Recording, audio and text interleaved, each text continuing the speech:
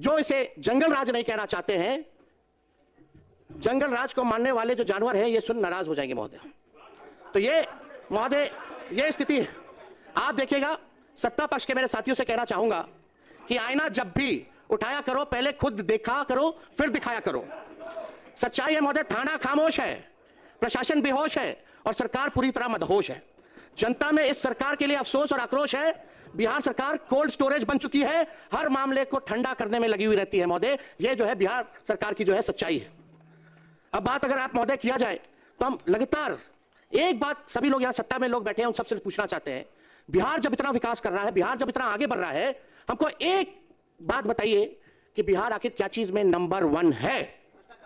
क्या चीज में नंबर 1 है? और राज्यों के मुकाबले बिहार सबसे ज्यादा गरीब है, सबसे ज्यादा बेरोजगारी है, शिक्षा के मामले में फिसड्डी है, स्वास्थ्य के मामले में फिसड्डी है, सब लोग जो है तबाह हो चुके हैं, भ्रष्टाचार में अव्वल है।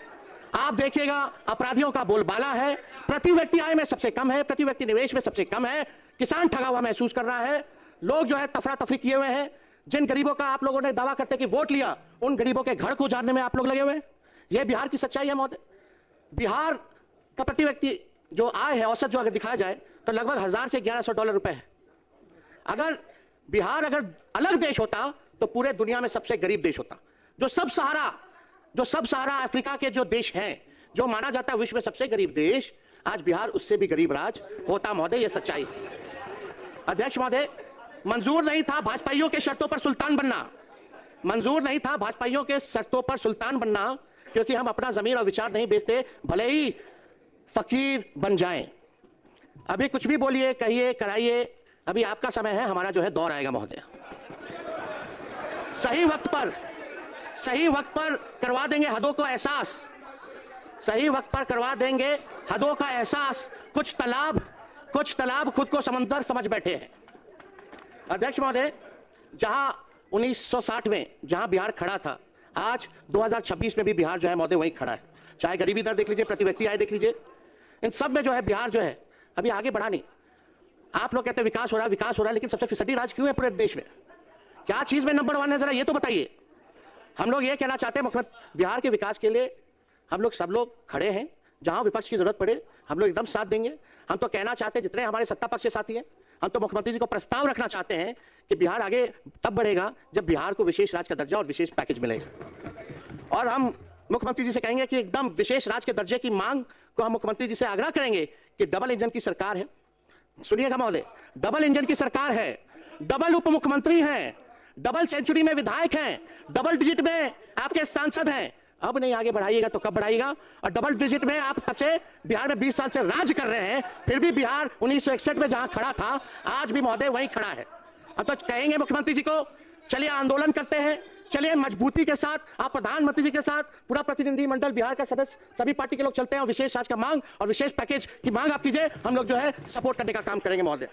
अगर क्योंकि ये बात कई बार मुख्यमंत्री जी तो भूल जाते, अब तो मुख्यमंत्री जी तो भूल गए, विजेंद्र जी हैं यहाँ, जो हम 200 यूनिट का बात किए तो मुख्यमंत्री जी इसी सदन में उनका भाषण है ना कि मुफ्त में बिजली नहीं देना चाहिए। आखिर क्या मजबूरी आ गई कि आज 125 यूनिट भी बिजली जो है मुख्यमंत्री जी को देना पड़ रहा है। हाँ, बिहार नंबर 1 इसमें भी है महोदय कि सबसे ज्यादा महंगा बिजली अगर कहीं मिलता है पूरे देश में तो वो बिहार है महोदय, सबसे महंगा बिजली। तो मेरे पिता कहते हैं कि बाज बनो, ऊंचा उड़ान लगाओ और जिंदगी में बाज बनिए। जब तुम बाज बन जाओगे तो तोता मैना कौवा जो है नीचे नीचे जो है उड़ेगा। अगर कोई और मुकाबला करे तो और बाज बन के और ऊंचा उड़ो, ताकि कौवा तोता मैना इतना ऊंचाई पे ऑक्सीजन नहीं मिलेगा, नीचे गिर जाएगा। तो महोदय इस पर इतना ही कहना चाहूंगा, रोक सकी है आंधियां कब इसकी परवाज, उड़ता है बेखौफ हो आसमां में बाज। महोदय हम तो ये कहना चाहेंगे कि हम लोगों ने जब महागठबंधन की सरकार थी 65% हम लोगों ने आरक्षण लाया, ईडब्ल्यूएस का 10% एज इट इज 75% आरक्षण महोदय हम लोगों ने रखा था। आखिर उस आरक्षण का क्या हुआ? 9वीं अनुसूची में हम लोगों ने बोला था कि इसको आप जो है डलवाने का काम कीजिए, लेकिन अभी भी मामला ठंडा है, कोर्ट में फंसा है कि कानूनी खत्म कर दिया गया है।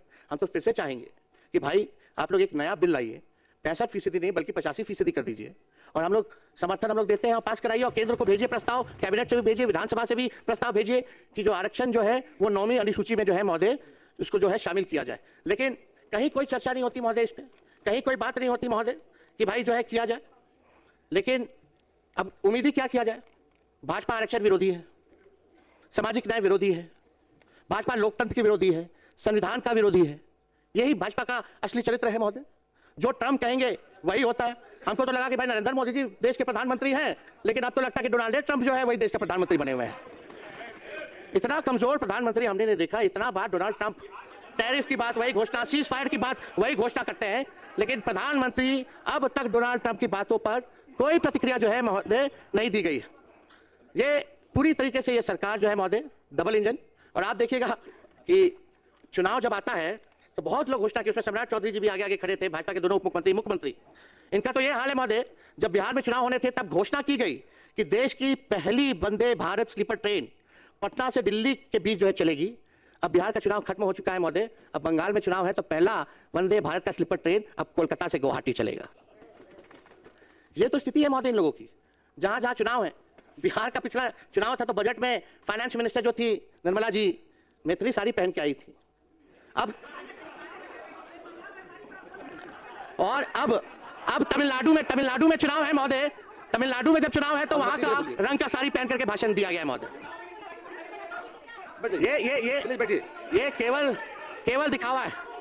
चुनाव में अध्यक्ष महोदय बैठ जाइए। चुनाव में महोदय कई केंद्र मंत्री आए, कई भाजपा के राज्य के मुख्यमंत्री आए, आरएसएस का संगठन आया, प्रधानमंत्री, गृह मंत्री आते रहे। अब बिहार का चुनाव खत्म हो गया तो बिहार ही लोग भूल गए महोदय। अब बिहार से कोई मतलब नहीं। चुनाव हराने के लिए आपके पास अब 1 मिनट का समय है। अध्यक्ष महोदय 2 मिनट।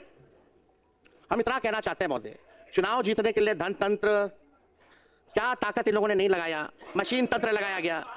बिहार सरकार, भारत सरकार, भ्रष्ट अधिकारी, पूंजीपति, 40,000 करोड़ से भी ज्यादा रुपए जो है बांटे गए केवल हम लोगों को चुनाव हराने के लिए। लेकिन इससे हम लोगों को कोई फर्क नहीं पड़ता महोदय। इससे महोदय हम लोगों को कोई फर्क नहीं पड़ता। हम इतना कहना चाहते हैं कि मुसीबतों से निकटती है शख्सियत यारो, जो चट्टानों से ना उलझे वो झरना किस काम का। तंत्र से बनी ये सरकार बेरोजगारी, गरीबी, अपराध और पलायन पर नियंत्रण करे महोदय। प्रदेशवासियों को जो वादे किए थे वो वादा पूरा करा जाए महोदय। अब देखते हैं कि आप लोग जो है कितना जिला में कारखाना लगाते हैं, फैक्ट्री लगाते हैं। 1 करोड़ नौजवानों को नौकरी देने का वादा किया गया है, रोजगार देने की बात किया गया है कि बताइए कौन सा नौकरी दीजिएगा, कौन सा रोजगार में व्यवस्था कराइएगा।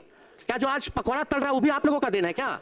रोजगार जो दे रहा है तो कैटेगराइज तो कीजिए। कृपया समाप्त करें। अध्यक्ष महोदय बस 1 मिनट में हम बस समाप्त कर रहे हैं। हम ज्यादा कुछ नहीं कहना चाहते, हम लास्ट में बस इतना कहना चाहते हैं कि हम लोग भी देख रहे हैं और बिहार की जनता भी देख रही है कि अब बिहार सरकार जो है बिहार के लोगों के लिए क्या कर रही है। और हम सरकार से आग्रह बार बार करते हैं कि भाई करनी और कतरी में अंतर मत रखिए। आप ईमानदारी से बिहार की सेवा कीजिए, और अगर आप लोग सेवा कीजिएगा, काम कीजिएगा तो हम लोगों का साथ पाइएगा। गलत काम कीजिएगा तो उसमें हम लोग आवाज उठाते रहेंगे महोदय।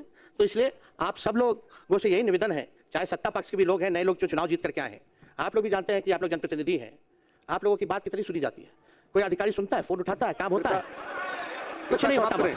आपका समय समाप्त हुआ। तो अध्यक्ष महोदय अब अपनी बातों को जो है यही समाप्त करते हैं। आपका बहुत बहुत धन्यवाद। माननीय मुख्यमंत्री।